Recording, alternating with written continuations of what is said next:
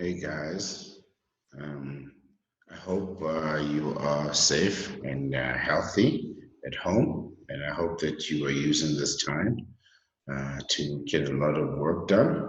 Unfortunately, we can't be together, but our school, Al has made it possible for us to continue to provide you with quality education during this time, and that's what we're here for today. Um, And today's video is about grammar and specifically the four basic word classes in English.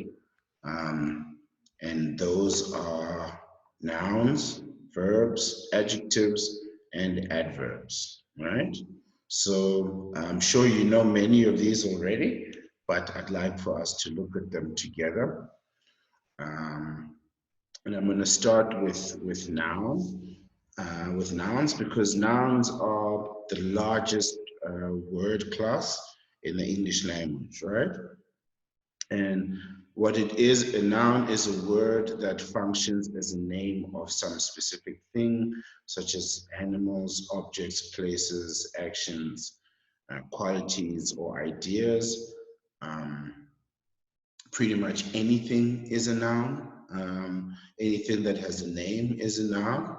So there are 8 types of nouns, and I'm going to name them here. There's common nouns, proper nouns, concrete nouns, abstract nouns, countable nouns, and uncountable nouns, collective nouns, and compound nouns. Now, I'm not going to go through each one in detail, but this is just an introduction to the world of nouns.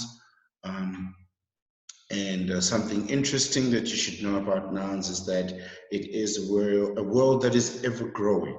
So the more things that people invent and create and that you discover, the more you realize that nouns are actually not only ever ending, it is a world that is ever growing and expanding because everything new is going to have a name, and that name is going to inevitably fall in the word category of nouns. Um, let's look at some examples of some nouns. Omar, which is the name of a person, food, Jeddah, the name of a city, so table, chair, water, anything you can almost think of that has a name um, has a noun. Let's look at some example sentences. Omar is a nice guy. The noun there, of course, is Omar. I enjoyed the food in Riyadh. So food will be a noun. Riyadh will be a noun also because it's the name of the city. Jeddah has some of the best hotels in the world. So Jeddah will be a noun. And hotels and world will be a noun. So you see, it's really an uncontainable world, the world of nouns. And we could spend all day just talking about nouns and how different nouns are used and, you know. Um, but this is just an introduction to nouns, and there's a picture of a wonderful and beautiful hotel in Jeddah, which is a wonderful town to visit. The second word class I want to look at is verbs. A verb is a word used to describe an action or situation of forming the main part of a predicate of a sentence, such as here, become, and happen. There are 3 types of verbs: action verbs, linking verbs, and helping verbs. Again, I'm not going to go through in detail through each one. This is just an introduction to the world of verbs. So just a little bit on verbs. Most people think of verbs in terms of just action, but they also describe a situation, or rather what is happening around you, right? So I'll use the analogy of a football stadium. So imagine you are at a football stadium and you're watching a game of football and you get a phone call and somebody asks you on the phone call, what are you doing? Right? And you will say, I am watching football, right? But you are at a stadium with thousands of other people. The atmosphere is a lively atmosphere. There's, people playing football, people are eating, people are cheering. So the situation, a verb will describe a situation as well as an action.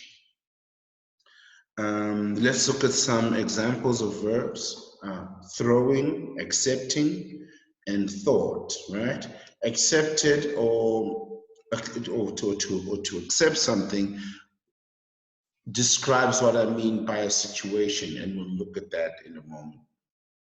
The first sentence, Anthony, which is the name of a boy, Anthony is throwing the football, right?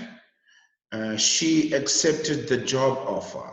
So accepted a job offer is to create a situation where some person was now unemployed, and by accepting the job, the situation has changed for her, and she now has a job. She is now an employed person, right? And this is how verbs can help describe not just an action, but the situation. He thought about his stupid mistake in the test, right? So a student made a mistake, a stupid mistake in the test, and he thought about it, right? Here's a picture of an athlete throwing what is a javelin, right? And throwing will be the verb there. The third word is adjectives, right? The third word class rather is adjectives. And that is a word that describes a noun or pronoun. They give us more information about people, animals, or things represented by nouns and pronouns. There are two types of adjectives, descriptive adjectives and limiting adjectives, right? So let's look at the words there, right? I'm not going to spend a lot of time in the definition, but knowing how adjectives work is as good as knowing the definition. And I'll show you in the examples here, right? Big, gray, long. These are words that describe the noun or the pronoun, right? You think about size, you think about color, you think about distance, make, design, brand, these are all things that help to describe a noun, right? Look at the example sentences, for instance, right?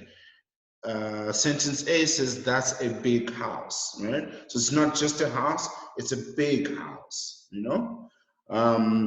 the adjective there is big, right? Look at the gray horse, right? The color is the adjective, right? Horse would be the noun. Some dogs have long tails. So you're describing the tails of the dog, and they are long, right? So, adjectives are also a vast world of being able to describe different things, the fast runner or the clever student, clever being the adjective, fast being the adjective. So it's also a word class that helps to add color to a description. You can have a house, or you can have a big gray house with lots of rooms, so it can make something, it can really give a piece of writing great description and great color, and it can be very helpful to know as many adjectives as possible. The last word class I'm going to look at is one that we have done before, adverbs. And the definition is a word or phrase that modifies, qualifies an adjective, right? An adjective, verb, or other adverb, or a word group, right? So there are 5 types of adverbs: manner, time, place, frequency, and degree. Now, I'm going to give you a tip with adverbs. It's not always the case, but many situations will have the ly, right? For adverbs, you will have ly at the end of the word. So let's look at some of these examples.